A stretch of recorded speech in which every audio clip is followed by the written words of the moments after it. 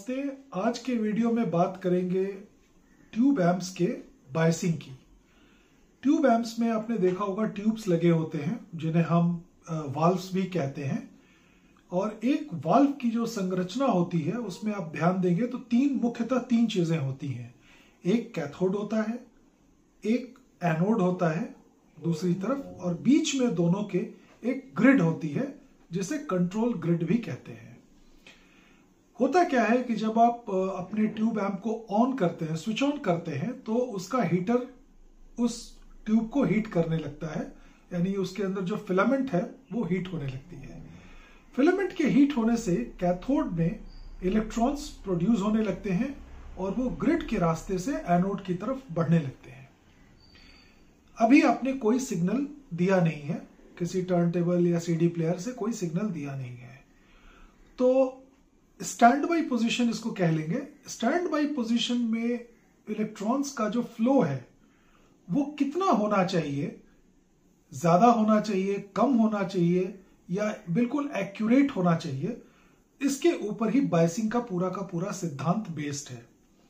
बायस का यहां यह मतलब है कि अगर इलेक्ट्रॉन्स बहुत ज्यादा फ्लो कर रहे हैं कैथोड से एनोड की तरफ, तो आपका ट्यूब एम्प, उसके ट्यूब की जो लाइफ है वो कम हो जाएगी, क्योंकि उसका जो रेटेड वैल्यू है उससे ज्यादा हीट उसमें होने लगेगा, और आपकी जो साउंड है बहुत ज्यादा वार्म, बहुत ज्यादा हॉट, जिसको कहते हैं रेड हॉट साउंड, वो भी आपके लिए ठीक नहीं है। इसका अगर उल्टा हो जाए, यानी इलेक्ट्रॉन्स बहुत कम मूव करे, बहुत थोड़े से मूव करे, तो signals will not be carried out properly, so there will be dull voice, dull sound, और आपको बिल्कुल भी मजा नहीं आएगा।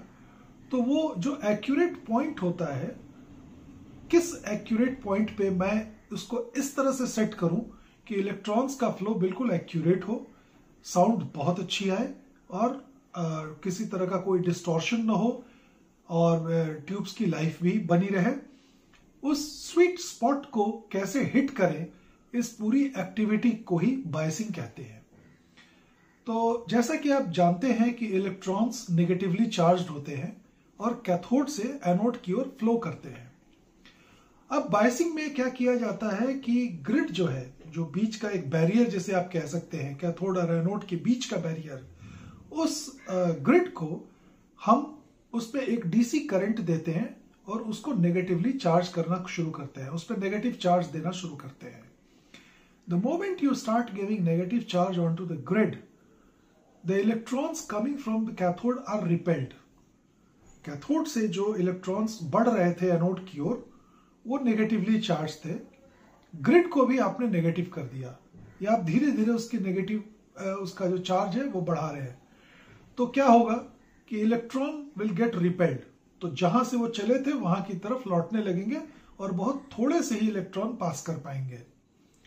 तो अगर आपने नेगेटिव चार्ज ग्रिड में बहुत ज्यादा कर दिया, तो इलेक्ट्रॉन्स का प्रवाह जो है, फ्लो जो है, तकरीबन रुक सा जाएगा, और उस स्थिति को कहते हैं कोल्ड साउंड। मैंने बहुत ही बेकार थकी सी आवाज, या यूं कहे कि कोई आवाज ही नहीं, सिग्नल बहुत पुअर, ये आपको मिलेगा। इसका ठीक उल्टा करिए, नेगेटिव चार्ज जो आप ग्रिड पे दे रहे हो उसको कम करना शुरू करिए। जब वो कम होगा तो जो रिपल्शन हो रहा था इलेक्ट्रॉन्स का ग्रिड से कैथोड के बीच में, वो रिपल्शन कम हो जाएगा और more electrons will start flowing towards the anode. एक ऐसा पोजीशन आएगा जहां पे कि आपने बिल्कुल एक्यूरेटली ग्रिड को नेगेटिव चार्ज दिया हुआ है, और जो इलेक्ट्रॉन्स की जो बीम है, या वो जो स्वॉर्म जिसको कहते हैं, वो बिल्कुल ढंग से, कायदे से जा रहा है, और वो एक ऐसी सिचुएशन है जहां मुझे साउंड बहुत अच्छी मिल रही है। When that sweet spot is attained, we say that we have biased our tube accurately. This is all about biasing. तो इस पूरी प्रक्रिया को सोच के आपको ये समझ में आ गया होगा कि बायसिंग क्यों जरूरी है। बायसिंग इसलिए जरूरी है ताकि हमारे ट्यूब्स की लाइफ बनी रहे, और मोस्ट इंपॉर्टेंटली मुझे साउंड बिल्कुल एक्यूरेट आए, ना बहुत हॉट हो ना बहुत कोल्ड हो, हम कहीं बीच में न्यूट्रल पोजीशन पे हो जहां पे कि साउंड नेचुरल मालूम हो। उस पोजीशन को अचीव करने के लिए ग्रिड पे हम कितना नेगेटिव चार्ज दें, उस चीज को बायसिंग कहते हैं।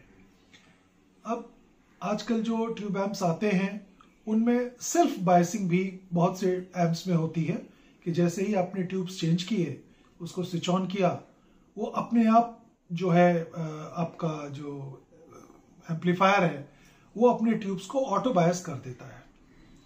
दूसरा तरीका यह है कि आप इसको लेके किसी टेक्नीशियन के पास जाएं, उसके पास वो बायस प्रोब होती है, बायस गाइड कह लीजिए, बायस मीटर कह लीजिए, वो उस बायस मीटर को लगा के और फिर उसमें एक्यूरेटली उसको चार्ज को एडजस्ट करता है। तीसरा जो कुछ एम्प्स में आता है, जैसे मेरे पास जो मोनोब्लॉक्स है EAR के, उसमें LEDs दी हुई हैं और 2 ट्रिम पॉट्स दिए हुए हैं। तो जब आप ट्रिम पॉट्स को मूव करते हैं तो लाइट्स LED की जलती हैं।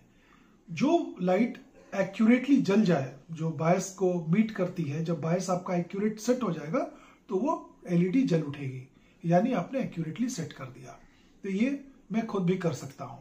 हालांकि अभी मेरे ट्यूब्स ठीक हैं और मेरा ख्याल है कुछ दिन चलेंगे भी, कुछ साल रादर, उसके बाद हम इसको बायस करने की बात सोचेंगे। तो ये एपिसोड मैंने खास उन लोगों के लिए बनाया था जो ट्यूब एम्प्स लेना चाहते हैं या ट्यूब एम्प्स को यूज करते हैं।